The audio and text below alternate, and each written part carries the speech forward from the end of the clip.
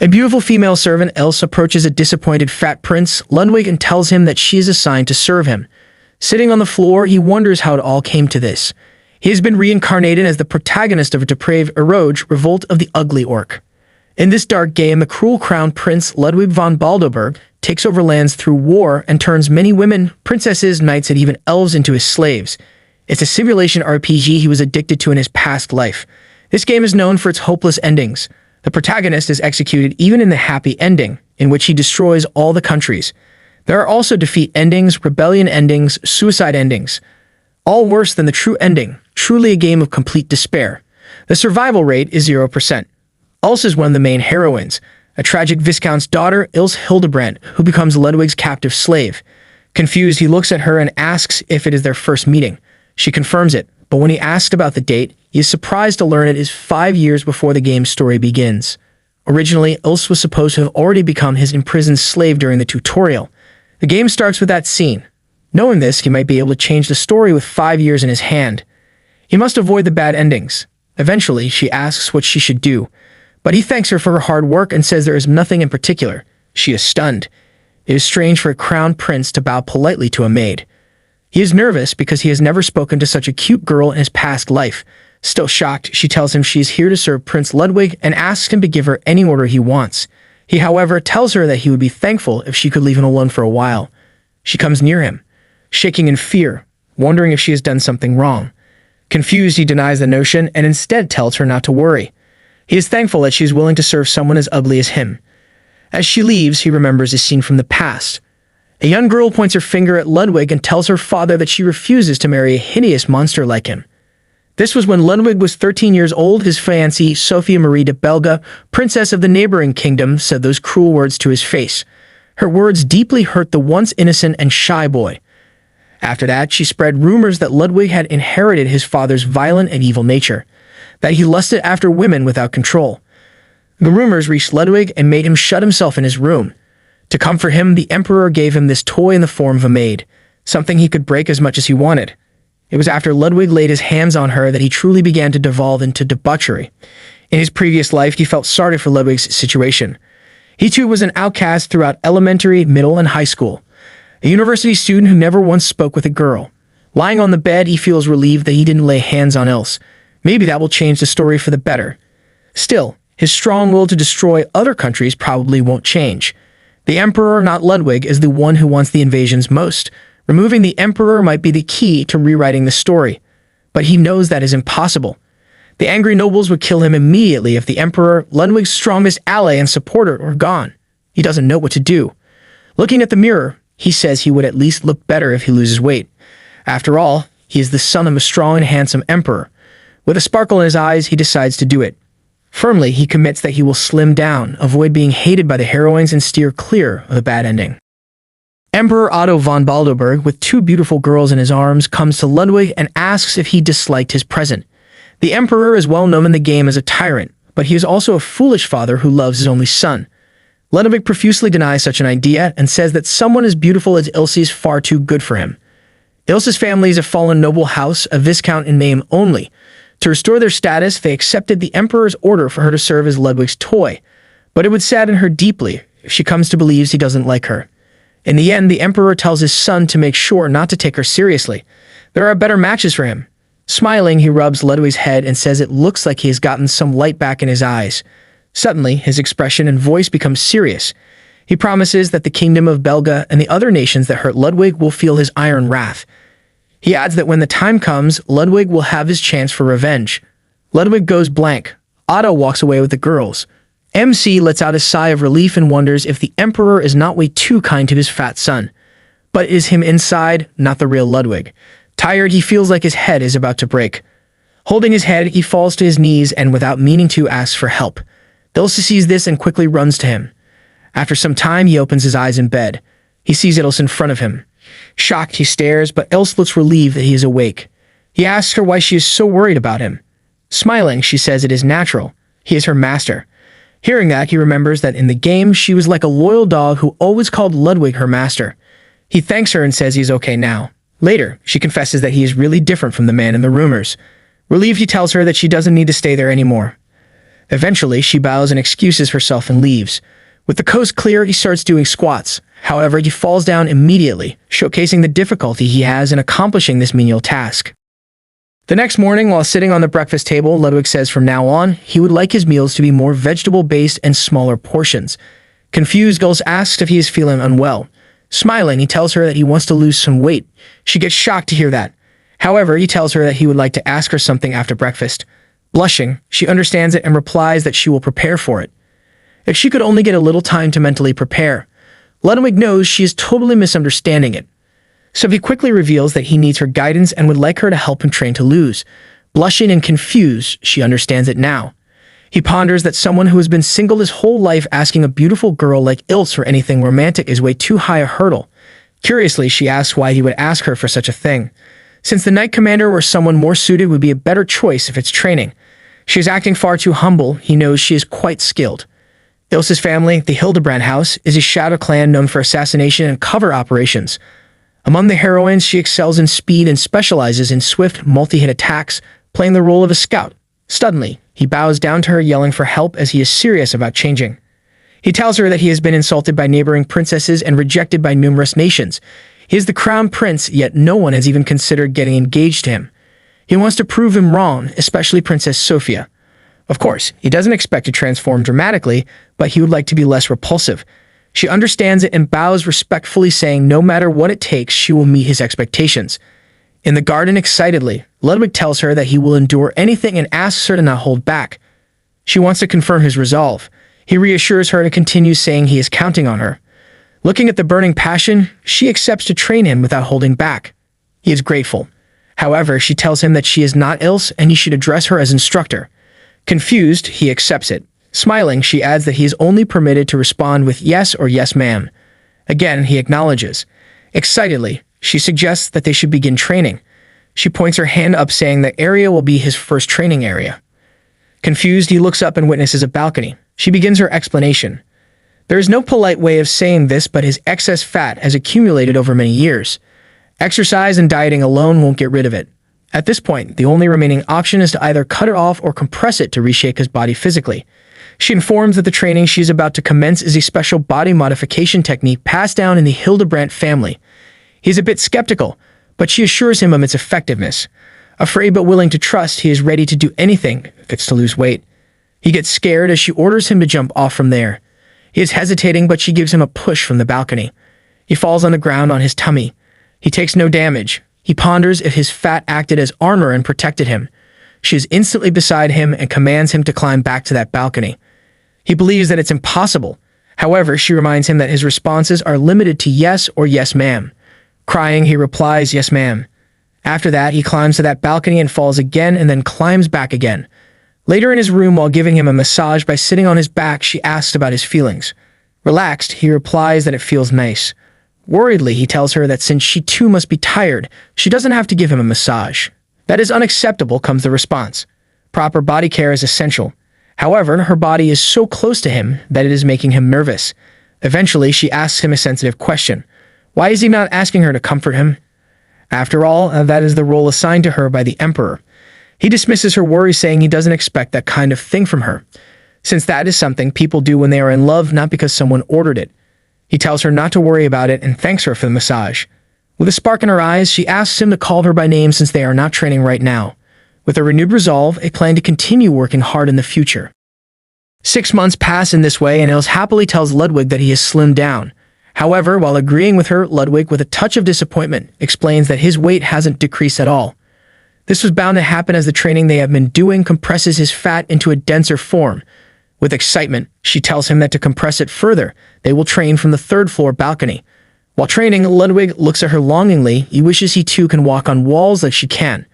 However, she tells him that he doesn't have the ability to do such things. At the same time, Ilse encourages him, telling him not to worry as he possesses far greater talents than that. With excitement, she happily informs him that in 3 months they will proceed to the next stage of training. As Ludwig falls to the ground, he wonders if there's anything else left to do. A few months later in winter, Ilse tells Ludwig that today she will train him to evade a kelpie.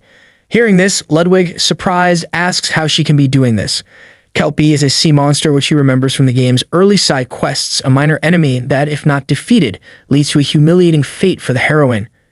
Il, seeing his reaction, reassures him with a smile, saying that if he gets caught, only his dignity will be at stake. She then pushes him into the pool and explains that if he swims in a straight line, he'll be caught immediately. She urges him to learn to dodge cleverly. Witnessing all this, Ludwig wonders how he's supposed to pull any of this off. Just then, the Kelpie appears in the water and Ludwig is shocked, desperately trying to save himself. Ilse encourages him to keep going and tells him to keep up his effort until he learns to fully evade them. Hearing all this, Ludwig trembles but faces the monster, saying that he will try his best. In the midst of this, Ilse cheers him on and extends her hand towards her young master, pulling him up from the water. Just then, Ludwig's underwear slips off. Seeing this, Ilse covers her eyes in embarrassment and stands frozen in shock. After all this, Ludwig's training continues steadily, and after a long time, Ilse looks at him seriously and tells him that she still doesn't think this combat style suits her master. With concern in her voice, she explains that from what she's observed, a sword and shield style would be far more appropriate for him. However, Ludwig apologizes and, with quiet determination, tells her that he cannot compromise on this. There are swords, shields, bows, hammers, and every kind of weapon, but dual swords are the most impressive of all. He has always forged his path using this style, and it's with this very style that he intends to become the strongest.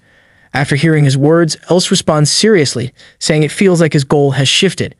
But with sincerity, she tells him that she will train him to become competent in this style. With a smile, she then tells him to prepare himself for the training ahead, which will be 3 times as intense as anything he has endured so far. Hearing this, Ludwig is taken aback. Suddenly, Ilse, now standing on the 5th floor, pushes him off the balcony without warning. Ludwig, to his own surprise, manages to perform the technique perfectly. Seeing his performance, Ilse is overjoyed and praises him warmly. Meanwhile, Ludwig knows it's only been a year, yet it seems as though an entire century has passed. And with that, Ilse solemnly tells him that her role as his instructor has now been fulfilled. Hearing this, Ludwig, with a soft smile, tells her that he's only slimmed down so far and that the dual sword technique she taught him is still far from perfect. Looking at her, Ludwig quietly thinks about how, in the beginning, he intended to keep his distance to avoid getting caught up in anything troublesome. But now he sincerely asks her to continue guiding him as his instructor. Hearing this, Ilse's eyes widen in surprise, and Ludwig, with a calm seriousness, reflects that over the past year, she's become someone incredibly important to him. Ilse, also serious, asks him if he's truly sure about that. Ludwig affirms it with confidence and expresses that after spending a year together as teacher and student, he would like her to open up to him a little more. Smiling, he tells her he'd be happy if she called him Luu. In his past life, his name was Ru Nikaido, so it feels natural to him. Understanding his feelings, Ilse agrees to meet him halfway and assures him that from now on, she will address him as Prince Ludwig. He smiles and tells her he is counting on her. Ilse, with unwavering loyalty, promises she will always do her utmost to serve him. Later is finally the time for the grand banquet, where everyone is dancing. Amidst the crowd, Ludwig stands silently, observing the atmosphere with seriousness. He notices how everyone is keeping their distance and staring at him. Feeling uncomfortable, he decides to move to a less noticeable spot. At that moment, Ilse approaches and tells him that today's farewell party is held in his honor. With quiet concern, she asks if it's really okay for him to remain standing in a corner like that. Ludwig, serious and calm, reassures her that he is fine and asks her not to project such an intimidating aura towards everyone. As all this unfolds, Ludwig's father watches him with a smile and remarks that he has truly changed. Ludwig thanks his father, who gently reminds him that the palace will feel lonely without him. But he also tells his son that the Academy accepts royalty and nobles from other nations, and that it is now Ludwig's task to make the name of Crown Prince Ludwig von Baldebur known across the world and bend everyone to his will. He turns to Ilse and instructs her to support his son properly day and night. Ilse listens closely and accepts. As soon as his father leaves, Ludwig suddenly apologizes to Ilse. She, however, reassures him, telling him that serving him is completely natural for her, and dedicating herself to him is simply her responsibility. Hearing this, Ludwig thinks seriously, realizing that he never actually asked her to say that. He then suggests that they work together at the academy. Ilse agrees, saying that as both his classmate and maid, she will serve him well. Ludwig reflects on how Ilse is 2 years older than him. While she might handle the role of a maid well, being a classmate seems like too much. Soon, the entrance ceremony day arrives. Ludwig, fully prepared, looks at himself and thinks that a year ago he could never have imagined being in this situation. He recalls how he once looked like an orc and reflects that it's no surprise that Sophia didn't want to marry someone like him. He also remembers that the Imperial Academy accepts royalty and nobles from other countries, but he convinces himself that Sophia won't be attending, as she wouldn't be bold enough to study there after ruining diplomatic relations. Suddenly, Ilse enters and tells him that everything is ready. Seeing her, Ludwig is taken aback and hesitates before telling her that she looks stunning. Ilse thanks him. She then asks about his speech as the new student representative. Ludwig assures her that it's perfect, or at least he wants to say it is, but admits that standing in front of everyone is nerve-wracking. Ilse encourages him, telling him not to worry, and that there is no one more suitable for the role than him. Ludwig, surprised by her words, thinks seriously that in order to avoid a bad ending, he must give it his all. He assures Ilse that he will do his best, and Ilse confirms that this is exactly the spirit he needs. Then both of them arrive at the Imperial Academy. As Ludwig extends his hand to Ilse, she is reluctant as it might ruin his image, but Ludwig assures her that it doesn't matter. He's used to being mocked and ridiculed for being ugly. As they enter, Ludwig feels everyone's eyes on him, and he reflects that despite being with a beautiful girl like Ilse, people must be wondering what he's doing. At that moment, he smiles and takes Ilse's hand, urging her to walk toward the entrance ceremony with him. As he walks, he accidentally bumps into a girl. He immediately apologizes and asks if she is all right. However, as soon as he looks at her, he is stunned. It's Sophia. His eyes widen in disbelief as he wonders what she is doing here. He suddenly realizes that the Imperial Academy should not have accepted her for diplomatic reasons. With a hint of concern, he asks her if she is injured. Then it dawns on him that if the Emperor finds out about this, it could be used politically. She asks if she can hold his hand. Without thinking much, he reaches out his hand to her. She thanks him for accepting it and blushes. Her reaction now, compared to 2 years ago, is like the difference between night and day. Suddenly, feeling a rush of emotions, he starts to hurry away, apologizing and telling her to excuse him, as he feels embarrassed. As soon as they come outside, Ilse, visibly angry, asks him who the girl inside was. He tries his best to explain, gently attempting to divert her attention. But deep down, he smiles at the realization that Princess Sophia didn't even recognize him as Ludwig. With quiet seriousness, he reflects on what that truly means. He has changed for the better. Then a memory from the past surfaces when she once said she would never marry a hideous monster like an orc. The thought brings tears to his eyes. Even so, the pain of that moment and the anguish behind her words still echo deeply in his heart. He suddenly collapses against Ilse's chest. She holds him gently, offering support, and says calmly and reassuringly that he shouldn't hold anything back. Whatever he is carrying in his heart, he should let it all out. Seeing him like this, tears well up in Ilse's eyes as well. But when he notices her crying, he gently tells her that there's no need for her to cry for someone like him. Smiling softly, she reassures him that she isn't crying. After everything, they are in the Academy Hall, where the Emperor begins addressing the gathered students. He encourages everyone to do their very best. He then announces that they will now hear a congratulatory speech from a current student. At that moment, he calls upon Eleonora, daughter of the Empire's most powerful ducal family. As she steps forward, she congratulates all the new students on their admission. She is one of the central heroines of the game. Watching her, Ludwig begins to think with concern. If he doesn't handle her story route properly, a rebellion will break out mid-game, which is known as the rebellion ending. He realizes that the only way to resolve her route in the game was to make her a slave. While Eleonora tells everyone that she looks forward to learning alongside them, Ludwig is called to the stage as the representative of the new students. As he walks up, Ilse wishes him good luck. Gathering his courage, Ludwig steps forward and introduces himself, declaring with fiery zeal that he is the one people refer to as the hideous orc. He openly admits that most of them likely dislike him and admits with sincerity that he understands why. As he looks out at the audience, he reflects seriously on how, because of Sophia, the nobles from neighboring kingdoms, those who rejected his engagement only know the rumors she spread. None of them have ever seen him in person. After giving it some thought, he addresses everyone with composure, telling them that they don't really know who he is. Even within the Empire, only a few have ever had a proper conversation with him. He then speaks with calm determination, saying that during their time at the Academy, he hopes they will come to truly understand who he is. He asks whether he is truly the monstrous orc they've heard about both inside and out, and tells them to judge that for themselves over the next 3 years. After finishing his speech, he realizes he had been nervous, but he's proud to have completed it. Still, he senses that the way people look at him hasn't changed, and so he resolves to change it himself so that he can avoid the bad ending. After the speech, Ilse praises him with visible joy.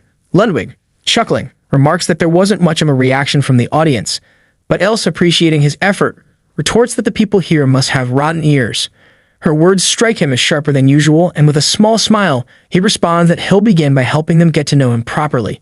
Just then, they both notice the other students heading toward the classroom. They decide to follow, but as they begin walking, someone suddenly shoves past Ludwig from behind, rudely demanding that he get out of the way. Ludwig, taken aback, wonders at the excessive hostility in the man's tone. At that moment, a girl walking by, having witnessed the whole scene, smiles and casually remarks that his knight was terribly rude. Seeing her, Ludwig can hardly believe that she too is present here, one of the central heroines and a saint of the Minerva Holy Church from the sacred Lathia Holy Kingdom. Her name is Natalia Silvestri. In the game, she destroys the kingdom of Belga, which borders the Balderberg Empire and frames the empire for it, labeling them as enemies of the world. He realizes that she stokes hostility and forms the Anti-Balderberg Alliance. In other words, she is one of the most cunning and treacherous characters in Revolt of the Ugly Orc. At that moment, Natalia apologizes to everyone for introducing herself late, then states her name and announces that she is a saint of the Minerva Holy Church. She introduces her holy knights, Batista and Marco. Suddenly, she turns to Ludwig and tells him that she never imagined the crown prince to be such a dreamer. Hearing this, he looks at her in surprise, realizing that she's mocking him right from the start. She continues, saying that he doesn't appear at all like the person described in the rumors. As he observes her closely, Ludwig finds himself thinking seriously. Her silver hair glimmers like moonlight, and her sapphire blue eyes, deep and enchanting, are striking and undeniably beautiful. Her fair complexion glows softly, and her lips, faintly pink, add to her refined allure. He's still lost in thought, not realizing how long he's been staring, when Ilse and the knight interrupt. Suddenly, the two are pulled apart, and with a composed smile, Natalia suggests they should head to the classroom now and end their pleasant conversation there. After offering a courteous farewell, she gracefully departs. Watching his reaction, Ilse seriously asks if he has perhaps fallen for the saint. Her question catches Ludwig off guard, and he hurriedly explains that there's another, very simple reason he chooses to keep his distance from Natalia. He says, half-jokingly, that she might as well drop the title of saint and go by succubus instead. He reassures her firmly that there's no way he'd be interested in the saint. She is the only one he has ever opened his heart to. This causes her to blush. In the classroom, their homeroom teacher introduces herself as Matilda Nalaman. Ludwig recognizes immediately that her appearance perfectly matches the whip soldier mob character from the game. But more importantly, as he scans the room, he realizes that, aside from Ilse, two other heroines are present in the class. Gratefully, he notes that at least Sophia isn't among them. Then, to his surprise, he notices Natalia waving at him from across the room. He stares, unsure of what she's doing or why, and begins to wonder if he should take action. Ilse wants to get rid of the problem, but he consoles her not to resort to violence right away. On the steep beside him, he sees yet another heroine present, Ophelia of Bryn, the fourth princess of the Bryn United Kingdom. She is a heroine who appears in the second half of the game and is also known as the Frenzied Night Princess. As her title suggests, she possesses the highest attack power among all the heroines, with damage second only to the final boss. Because of this, she plays a vital role in the game's strategies. But at this moment, he is reminded that this isn't a game, and right now, he can't even consider pursuing her route. After all, the conditions for unlocking it are quite specific. With that, the teacher ends the day's class, announcing that formal lessons will begin tomorrow and advising all students to rest in the dormitories tonight. Just then, Ludwig, looking at Ilse, expresses his guilt for making her serve as his attendant, even though she is also a student. She immediately responds, her tone as firm as ever, telling him that serving Prince Louis is an honor she would never relinquish to anyone else. Touched by her devotion, Ludwig silently makes a vow. If he succeeds in avoiding the bad ending and becomes the next emperor, he will fully restore her family. More than that, he will do everything in his power to ensure her happiness. As he watches her, he realizes once again how gently and kindly she always responds to him. Ilse, smiling softly, thanks him from the bottom of her heart. After this, when he returns to the castle, a servant approaches Ludwig and informs him that Lady Eleonora has sent a formal invitation for him. The servant explains that the invitation is for the Freshman Welcome Ball, a tradition for all royal family members enrolled at the Imperial Academy. Participation in such events is considered customary. Upon hearing this, Ludwig realizes that there is no way for him to avoid it. He begins to think seriously, recalling that Eleonora is a character secretly plotting to overthrow the Empire. He becomes certain that this ball is being held with some hidden motive. Resolving firmly, he decides he will attend the ball tonight. A servant, upon hearing this, responds that Lady Eleonora will surely be pleased by his presence. After the servant departs, Ludwig quietly confides in Ilse that he has never danced before, but she smiles gently and reassures him not to worry, she will be his dance partner for the entire evening. All he needs to do is entrust himself to her. Hearing this, Ludwig hesitantly asks whether she would prefer to dance with someone else instead. Ilse immediately dismisses the thought and replies that being by his side is more than enough for her. Touched by her sincerity, Ludwig places his trust in her and asks her to look after him for tonight.